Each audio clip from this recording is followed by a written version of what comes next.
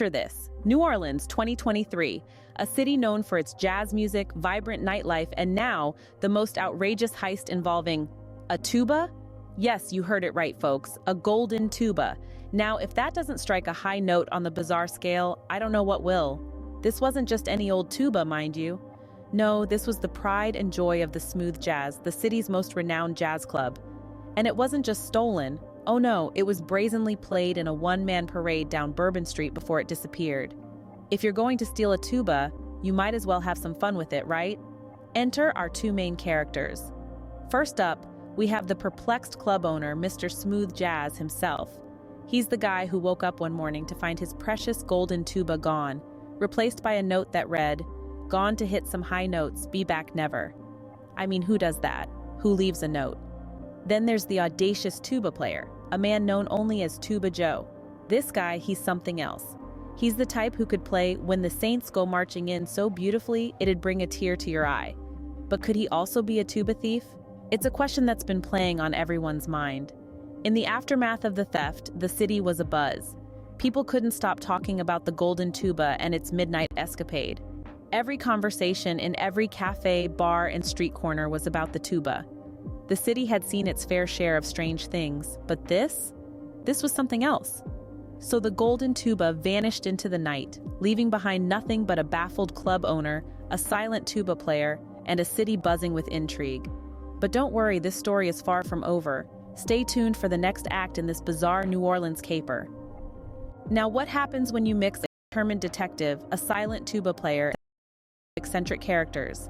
A whirlwind of an investigation, that's what.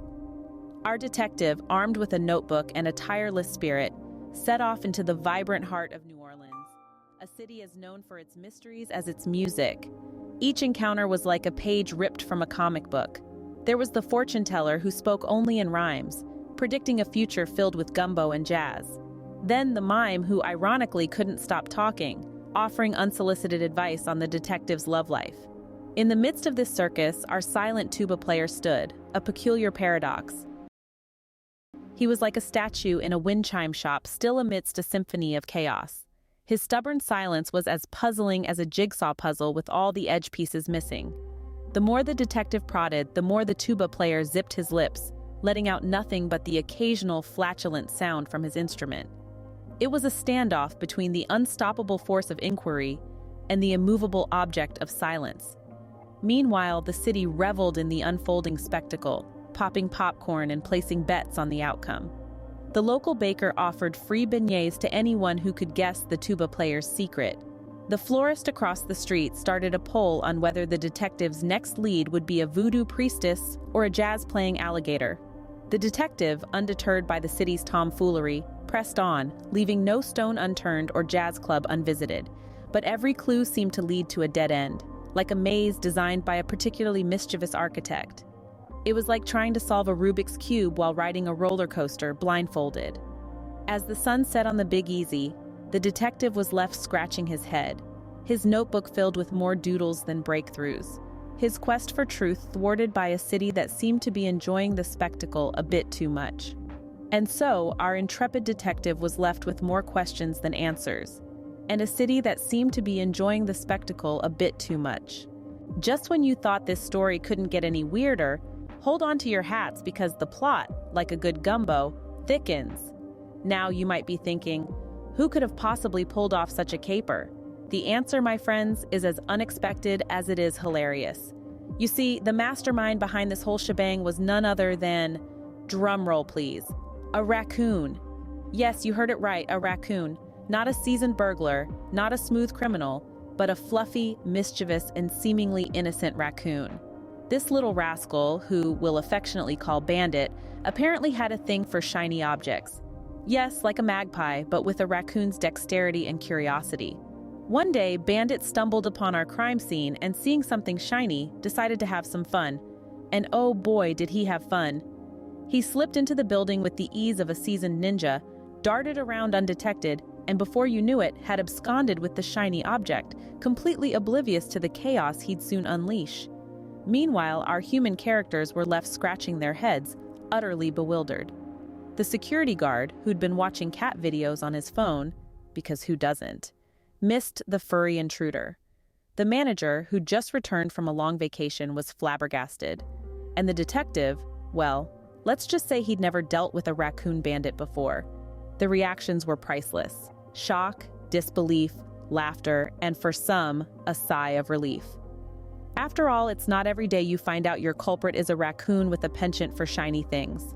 And so, in the most unexpected twist, our daring heist turned out to be nothing more than a playful raccoon's adventure. This tale, folks, is one for the books.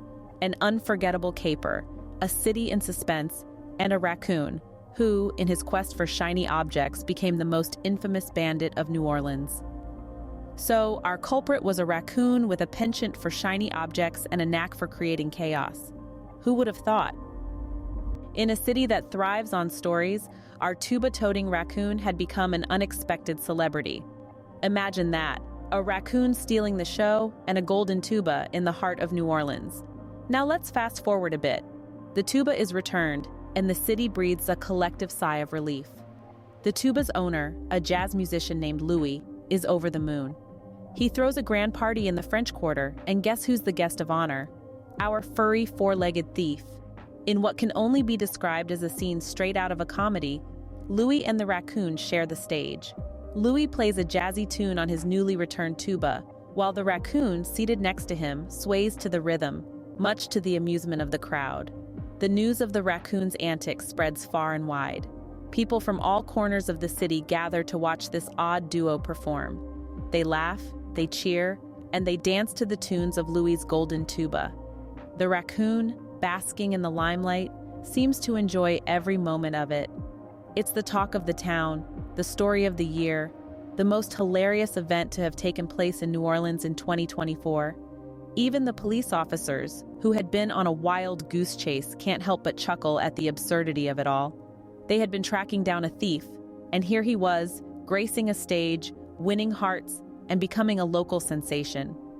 The tale of the tuba and the raccoon becomes a legend in New Orleans. It's a story that's told and retold, each time with added humor and a dash of spice, just like their world-famous jambalaya. And so, in a city of jazz and jambalaya, a raccoon named Jazz became the unlikely hero of the bizarre tale of the golden tuba. So here's to Jazz, the raccoon, the tuba thief, the unexpected celebrity, and the star of our grand finale. Well, there you have it. The curious case of the golden tuba, a silent tuba player, and a mischievous raccoon. A tale as bizarre as it is hilarious, straight out of the vibrant city of New Orleans. It's a testament to the fact that reality can be stranger and funnier than fiction. Now, if you enjoyed this strange but true tale, don't forget to hit that like button. Comment with your thoughts, share this video with your friends, and subscribe for more mind-blowing stories. Remember, the world is full of incredible stories, and we're here to share them with you. Until next time, keep laughing and stay curious.